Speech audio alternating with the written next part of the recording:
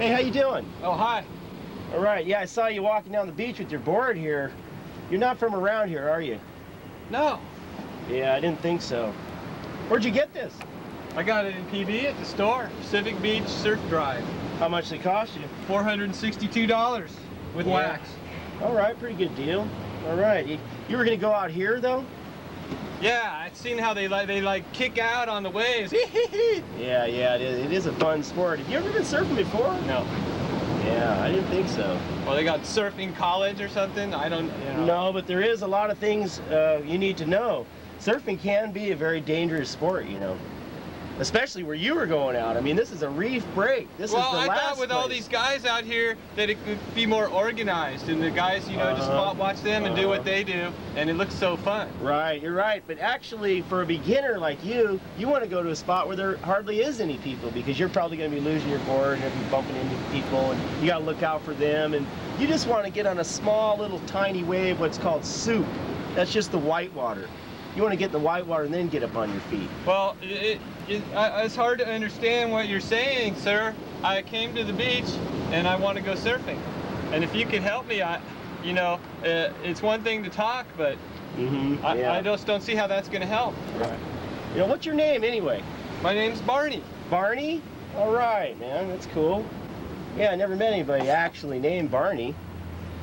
So, what do you think, Barney? You want to learn how to surf? Yeah. Really? Yeah. Well, how about you guys out there? You want to learn how to surf?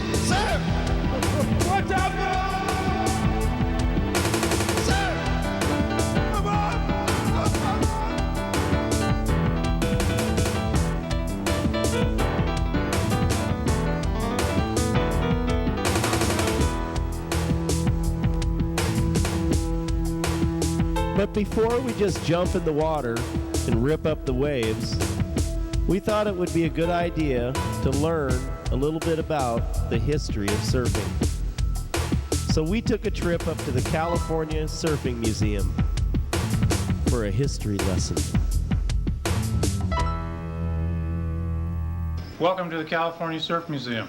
My name is Rich Watkins, and I'm going to give you a little tour in surfing, how the boards were designed and used, and some of the main people that were involved. This is from the 1800s, koa wood, which was a very hard wood, very heavy wood. and this board actually weighs over 90 pounds. And Wow. people think shortboards are new, but they're not. They go back as early as man first began surfing, probably over 700-800 years ago. The first man to change surfing was the man that invented the hollow surfboard. His name was Tom Blake. Tom Blake went over to Hawaii, rode boards similar to this in 1924, and said, this is impossible. He even tried drilling 300-400 holes in it and put a sheet of veneer on the top and the bottom. He said, no, this isn't going to work. I got to have something easier to ride. So what he did, and we think he got the idea, was from an airplane wing. If anybody's ever made models, you look at this board, this is what it looks like inside. And as you can see, it's all air except for the skeleton and then the top and bottom and the rails. He later also was the first man to put a fin on the board in 1935. So he not only dramatically changed the shape of a board to a V-tail to help the rails grab in the water because they were skidding out, what they called sliding ass. And then in 35 he says, wait a minute, why don't I try a fin on there? And then he went with a fin. He's also the first man to ever copyright a surfboard. Okay, over here, significant boards would be as we got into the 50s. Actually, let me regress that a little bit. In the early 40s, the Navy started experimenting with fiberglass and resin. The first man to work with fiberglass and resin that we're familiar with is Bob Simmons. And Bob Simmons made fiberglass and resin boards, and he discovered that the hard fiberglass and resin, this is a Simmons board here, it's actually an early 50s model, but it's very similar to the ones he even made in the 40s. And he was the first man to work with it. And what he did is he realized there was also weight to fiberglass and resin. So he would fiberglass and resin the nose only, and then resin the rest of the board to keep the weight down using balsa wood. They were able to use balsa wood, but before the invention of fiberglass and resin, all they had was lacquer. And if you cracked it or you put your finger through it, it sucked in water and then sank. So it was useless to use balsa wood until fiberglass and resin. Also, they were working with foam, like foam in a coffee cup. Bob also found pieces of foam on the Navy base, and he started hollowing out his balsa boards and putting foam pieces in it to give it strength so you could stand on it, but also give it lightness because foam was lighter than balsa. So we give all the credit to the first foam use and fiberglass resin use of Simmons. Simmons was also the first man to put 2 fins on a board, and that was during the mid-40s. But the premier man to take surfing around the world was Duke Kahanamoku. After George Freeth came to California in 1907, he asked Duke to come over and join him. And while Duke was here, he became an Olympic star in swimming. Everywhere he went, he would make a surfboard wherever there was waves and go out and show people how to surf. So it was Duke that took surfing around the world to the East Coast and to Australia. So we can thank the Duke for that. Also, he carried with him a spirit. The spirit's called the Aloha spirit. Aloha spirit is where you give and give until you can't give anymore, and then you continue to give.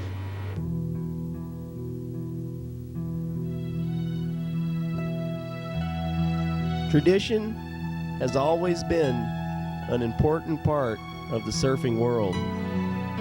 And modern surfers, in many ways, are still the same as the ancient Polynesians, surfing the same waves, the same spots, with the same basic maneuvers. And even though surfboards are made of much lighter materials today than in the past, they are still handmade. Let's go down to Diamond Glassing and check out how surfboards are made today.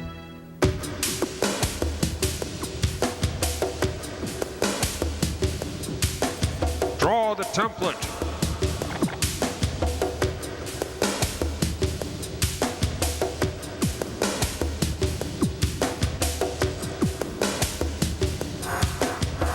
Cut out the shape.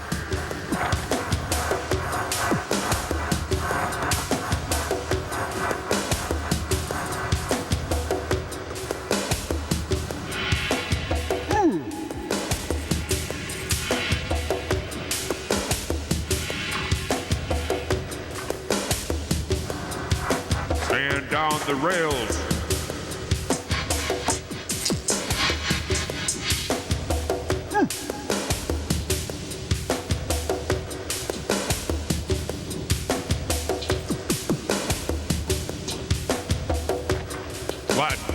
concave the bottom.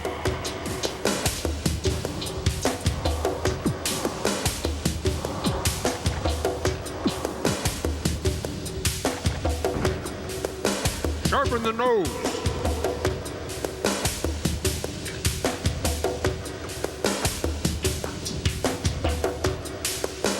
The shape is done. Mix the resin.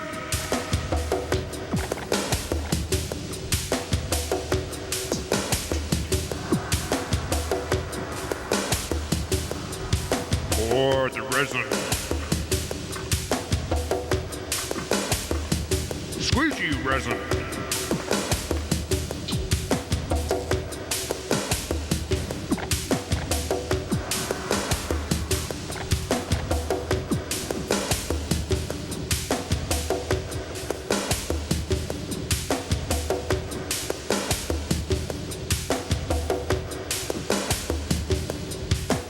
Tuck rails.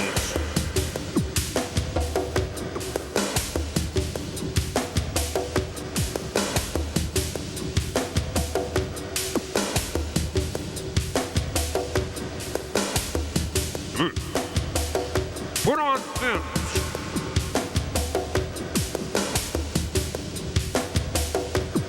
Let dry.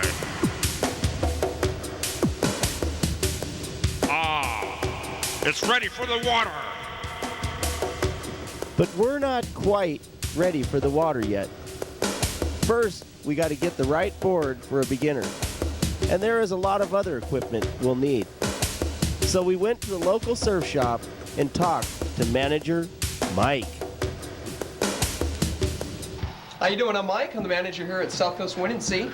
I'm going to show you today what a good beginning board should be, some of the preconceived notions that you should probably stay away from, and some of the highlights and benefits of what you should be riding too. Most everybody right now is riding shortboards. The bad thing about starting off on a shortboard is that they're too thin and they're too light, and it's pretty much like riding a skateboard, so it'll take you forever to learn on something like that. Let's go over here to the longboards real quick. All right. Another preconceived notion is a lot of people think that bigger is better if you're going to begin. The benefit, of course, is that you're going to stand up a lot of times, but you're not going to be able to steer it. It's kind of like if you're thinking about riding a small dinghy of about 14 feet. Sure, you can stand up on it, but you can't turn it with your feet. So you probably run over a lot of people on the way to the beach and that kind of stuff. So what we like to tell people to start off, for beginning surfers, if you're just an average male, anywhere from probably 5'2" all the way to 6'2", is something we call an egg, and it actually kind of looks like an egg. We're just going to run over here and check out one of these here. Actually, this one's not too bad. Most longboards, people think about 9 foot. Most shortboards, people think of about the 6 foot range. Eggs are kind of in between that range, and they're about 7 feet. And the real benefit is that it's kind of short like a shortboard, and so you can turn it real easy. Kind of big, and it's kind of shaped like a longboard, so at least you can stand up on it and be pretty stable. Most of the time, you're going to want to get something from the 7 foot to 8 foot range. And you can see the bottom down here is that it's got 3 fins. And the 3-fin benefit came up about, the 3-fin system came up, I think about the early 80s, maybe about 82, 83 with Simon Anderson. And they figured out with 1 and 2 fins, they're fairly loose, but there wasn't a lot of drive out of it, which means you can get up and go.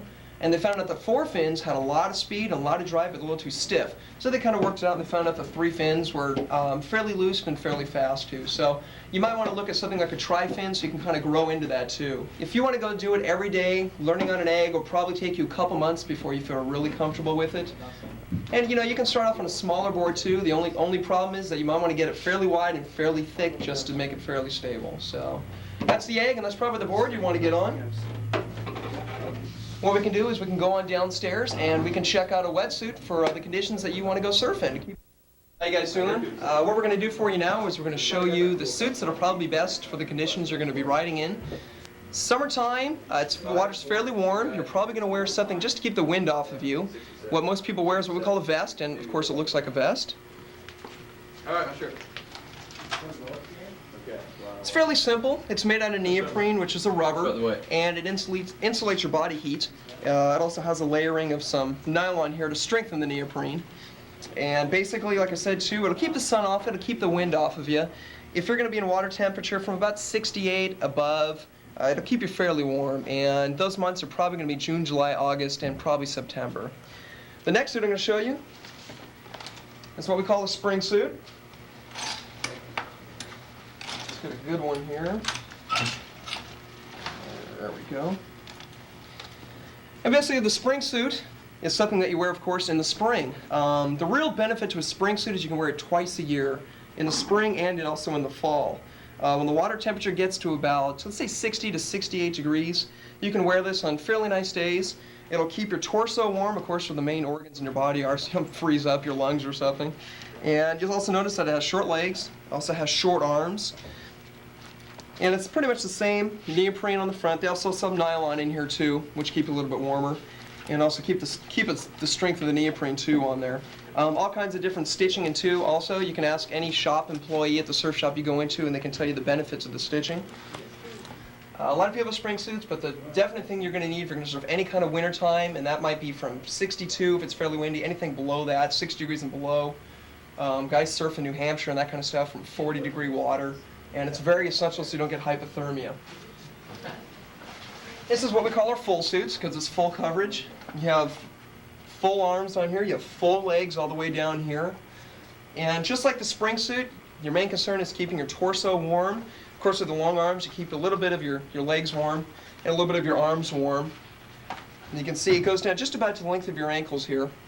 Most of these suits will probably cost you in the range of $130. Some of the nicer high-tech ones that have titanium in them, which is kind of funny. I mean, it's a metal, and what they do is they layer it with the glue in there, and it reflects your heat. There's another one that uses polypropylene, and that's in Mount Everest hiking boots. That's where they found the stuff, and that actually holds heat and doesn't hold water. If you want to get one of those suits, it'll probably cost you close to the $300 range. Like I said, if you're going to use one of those suits, you're probably going to the water temps down to about 45 or 50. If you're surfing in Southern California or on the East Coast, southern part of the coast to the east, water temps will probably only get down to about 52 degrees. So one of these suits should suffice for you. And like I said, they'll range anywhere from $130 up to about $275. Well, that's it. Hopefully I've taught you what you need to know to get yourself out in the water and have a good time beginning surfing. Of course, there's a million other things that I couldn't have covered right now, but any surf shop employee would be happy to tell you in case I've missed anything. And hopefully have fun. I'll see you out in the water.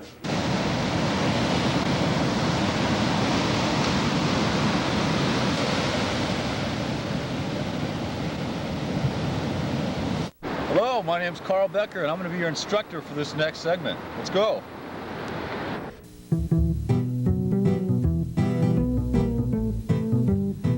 Now that we have all the physical and mental equipment, let's go surfing. You want to pick an appropriate place to learn, and for this today we have chosen a beach with easy breakers, no rocks, reefs, piers, or jetties, and that is under lifeguard supervision. Remember, don't bite off more than you can chew. Take it one step at a time and make sure you are comfortable before moving on to more difficult breaks or larger surf. If you are unsure about a situation, ask a lifeguard or a more experienced surfer. We are going to practice in the sand before going into the water. Get your board, put it in the sand, lay down on it so you can get a feel for it. You don't want to be too far forward and you don't want to be too far backward. Try paddling, alternating one hand after the other. Slightly cup your hands as if you were swimming. A good place to learn how to paddle and sit on your board is a calm spot in the ocean or in a pool. You may find yourself getting tired easily. This is because you are using new muscle groups. Don't worry, they will build in time. You're going to go from the paddling position to the standing up position in 2 swift movements. Alright, you have caught the wave and you want to make the transition as smoothly as possible. Push up on the rails of your board evenly. The tendency here is to drag your feet over the board, rub your knees, or to get up 1 foot at a time. If you drag your feet or knees, they're going to get beat up really quickly. If you get up 1 foot at a time, then you'll be taking too long and chances are you're going to fall off. So practice getting up smoothly. I used to do this at home by putting my board on my bed and pretending to be catching a wave. Carl! You stop that! You're going to end up standing up one of 2 ways. If you have your left foot forward, then you are what is called a regular foot. If you have your right foot forward, then you're a goofy foot. Just get up whichever way is natural to you. It's like being right or left-handed. Good surfers can stand up either way. This is called switching stance. Both ways have their advantages. Riding a skateboard is probably the best dry land practice for your balance. You want to keep your knees slightly bent and your weight balanced over your feet evenly. If you don't, you will wipe out. Oh, no, Mommy! Alright, now let's hit the surf. I'm going to demonstrate as we go. Before going into the water, always remember to see what it is that you're getting into. Even the pros never go in without first evaluating the situation. Make sure you are in an area designated for surfing. If you're not sure, again, ask a lifeguard. Look to see which way the water is moving and always be aware of it. Conditions in the ocean can change drastically within a short period of time. A big swell can hit in a few hours, going from 4 feet to 15 feet. The buddy system always applies to surfing. Keep an eye on fellow surfers. Attach your leash to the foot that will be in back while you're riding a wave. Attach it firmly, but not so tight as to restrict foot movement. Wax the deck of your board and put a little on the rails so that your hands will not slip when you are getting up. Walk into the surf until you are about waist deep, going over the incoming waves by picking up your board and gliding over them. You're going to start out riding whitewater. This is the wave after it has broken. When you see a wave coming and you want to catch it, simply turn the board around and launch yourself towards the beach by pushing off with your feet. Remember your balance points. You're going to need to get the timing down. Just ride straight in on your belly for the first few waves. Next, try turning and going right or left. Then try riding on your knees and turning. Now you're ready to try standing up. Remember, 2 movements. Hands alongside of the chest and pushing up on the rails, bringing the feet underneath you. Do not even try to turn for a while, just ride straight in. You need to work on balance first. Once you get the balance down a little better, try turning so that you will be facing the wave. This is called frontside. It is easier to ride a wave frontside because you can lean into it and you can see the face easier. If you ride the opposite direction, you will have your back to the wave. This is called backside. When riding backside, you have to turn your head and look and see what the wave is doing. Once you get the hang of getting up and riding frontside, try turning backside by placing more pressure on your heels than your toes. After you get those basics down, you're ready to paddle outside. Outside means beyond where the waves break. Go out the same way as if you were going out to ride the soup, but when the water gets about waist deep, start paddling towards the outside. Getting outside requires good timing, paddling skills, and wave knowledge. At most surf breaks, you're going to have to go through breaking waves to get outside.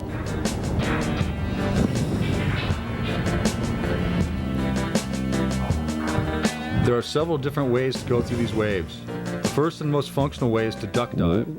As the wave approaches you, sink your board by applying weight on the nose and the tail. This is a slow, deliberate movement that, when done correctly, you will end up on the other side of the wave. If you do it too quickly, the board tends to act like a cork and you'll get worked. Another way to go through the wave is to jump off the side of the board, holding onto the nose of the board and sinking it as you pass under or through the wave. Or you could turn turtle. This maneuver is generally for people with long boards. To do this, you grab hold of the rails as the wave approaches you and turn upside down. This technique is not used as much as it used to be because it's not as functional with today's shorter boards. If the situation calls for it, you could bail your board by throwing it away from you and diving underneath the wave. This is generally for larger surf. Be very careful if you bail your board because a loose board can be dangerous. Before you bail your board, make sure no one is near you. It is good practice not to rely on your leash too much and to hold on to your board as much as possible. It is a good idea not to wear a leash at all. By doing this, you learn how to deal with ocean currents and rips, and has been said to help your style. Another point to be aware of is surf etiquette. When you are paddling out, stay out of the way of a surfer riding a wave, even if it means getting drilled by the wave. Now that you have made it outside, you are in the company of more experienced surfers. Try to stay clear of them because you are still a beginner and can be dangerous. Okay, the rules of the waves are whoever paddles for the first wave, generally a person farthest outside of you, or whoever is nearest to the breaking part of the wave, gets the wave. These rules are very important. If you drop in on a person who is riding a wave, you could hurt them or yourself. Always give more experienced surfers or local surfers respect. This will, in turn, earn you respect.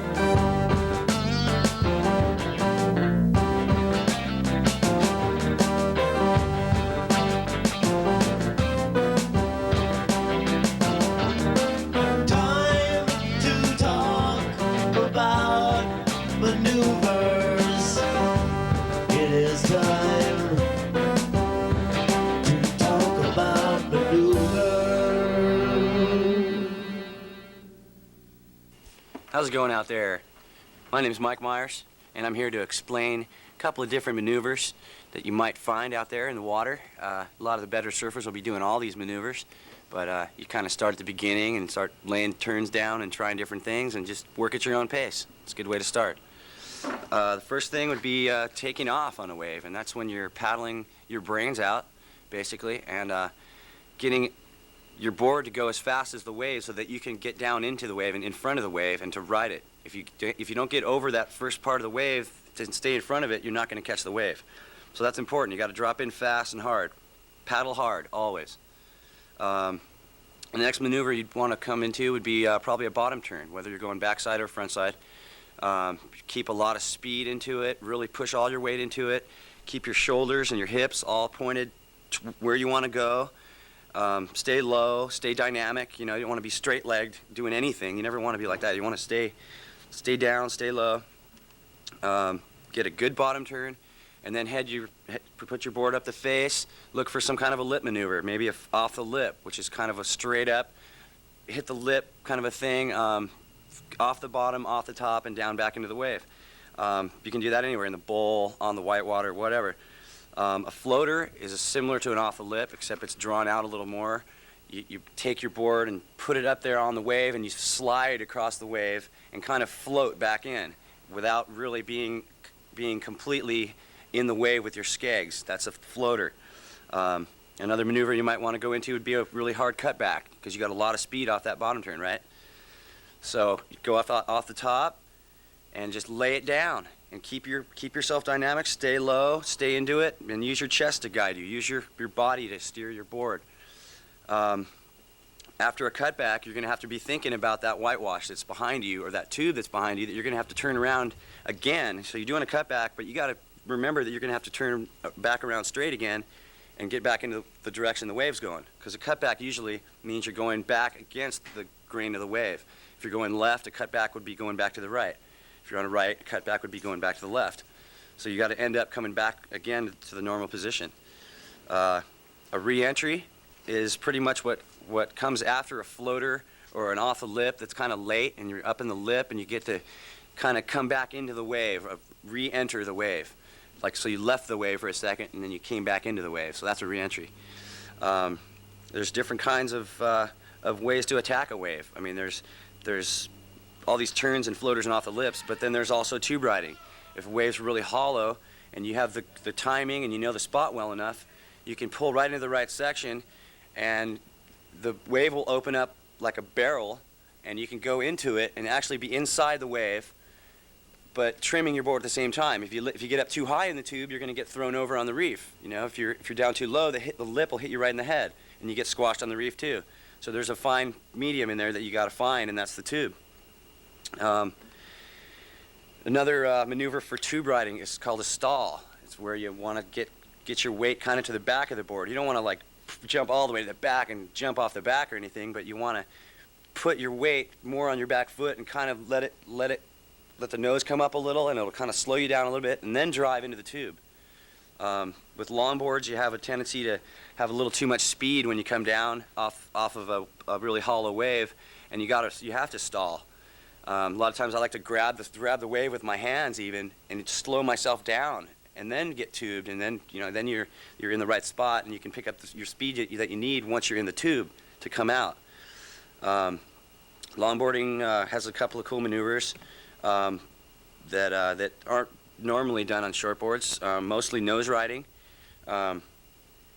Hanging 5 is really cool. Hanging 10 is really, really cool. They're both really hard to do. It just takes a long time in practice, and just do it. Just get up there and try it. You're never going to be able to do it unless you just walk up there and hang your toes over the end. You'll never know if you can do it. As soon as you're up there hanging 5 or 10, you might have to come out for a side slip and do a 360. But if you make it, it's the best thing you've ever done. If you don't make it, then you get to try it again. At least you said you tried. Yeah. I'm going surfing. Check it out.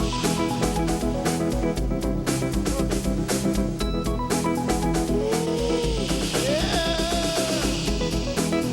360, man. Oh no. Yeah. How to surf, Whoa. Backside. how to surf, Best wave ever done in my life. how to surf, Look out. how to surf. It takes a lot of practice to execute a bottom turn, a cutback, or an off the lip. Like Mike Myers says, you just have to try to see what you can do. You'll make mistakes, you'll fall, and you'll wipe out. But you just have to get back up and try again.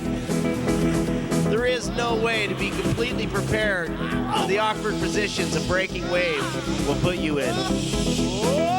So it's a smart idea to be in the best physical condition you can be. Always stretch before every surf session. You'll be using your shoulders, your back, and your knees mostly. So focus on those areas. The more flexibility you develop, the better chance you have of making maneuvers. But another reason you should be in good physical condition, it will help you in dangerous situations, like paddling out in large surf, or fighting a strong current, or getting held under the water too long. Remember, like I said to Barney in the beginning of this video, surfing is fun, but it can be a dangerous sport. Always be alert and always be calm. Respect the ocean, but don't be afraid of the ocean. And if you are, don't go out. I'm not going out there. How to surf, how to surf, how to surf, how to surf. Go surf. Ah, yeah.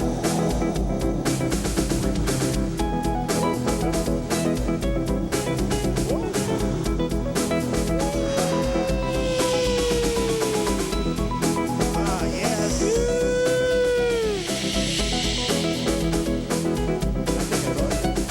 Hey, look out, buddy. What are you doing? I've only been surfing for a month. Yeah, check this out. I'm not gonna make it. Yeah, I got it easy. Oh my. How to surf, Stroke. Whoa. how to surf, Whoa. how to surf, how to I surf. wish ties or something. I don't know. Go surf.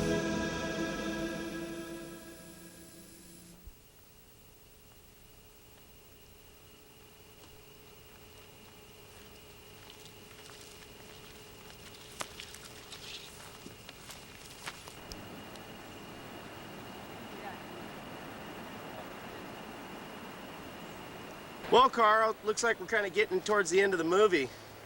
What do you think we should do now? Well, let's see, Lou. We covered history. We've got history, we've got maneuvers, we've got teaching, we've got the equipment. I don't know. I think once you have all that stuff and you know how to surf, I think the next logical step is to go on a surf trip. Hey, that sounds great. What do you think? Cicely? Surf trip sounds good to me. 7-Eleven. Are we going to 7-Eleven? Yeah.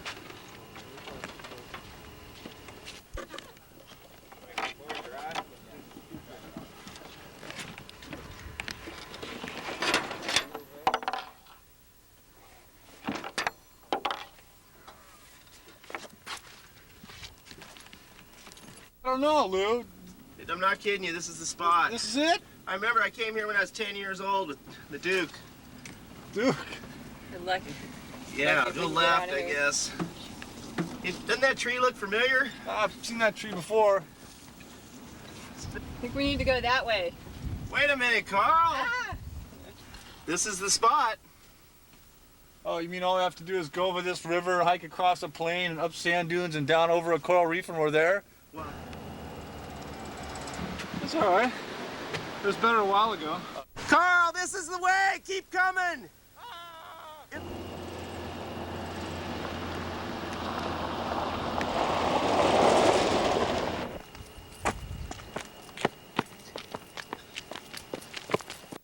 Yeah, right idea, huh?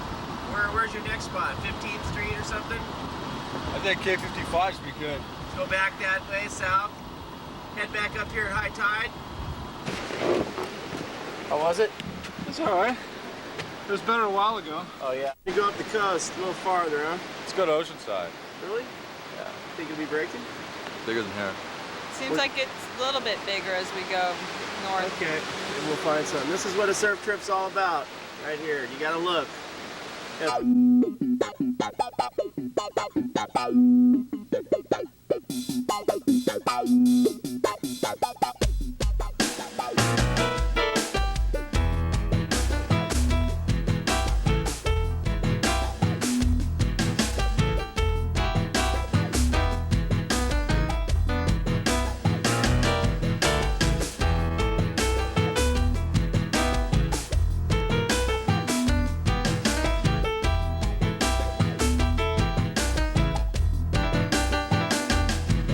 Throw the boards on the car and we're ready to go. Let's make a surf trip up the coast. It's Saturday and we don't have to work. All we wanna do is surf, surf, surf.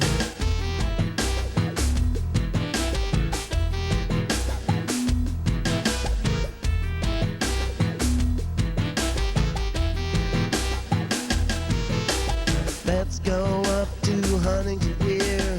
I heard it gets good this time of year. And if we need to find a bigger wave, we'll drive all the way up to Steamboat Lane.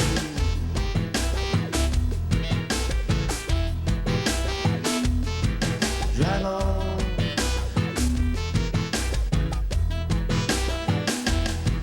Rincon,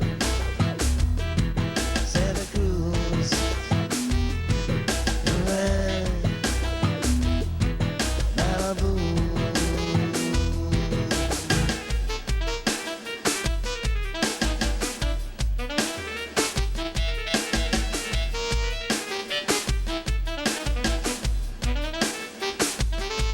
Surf trip.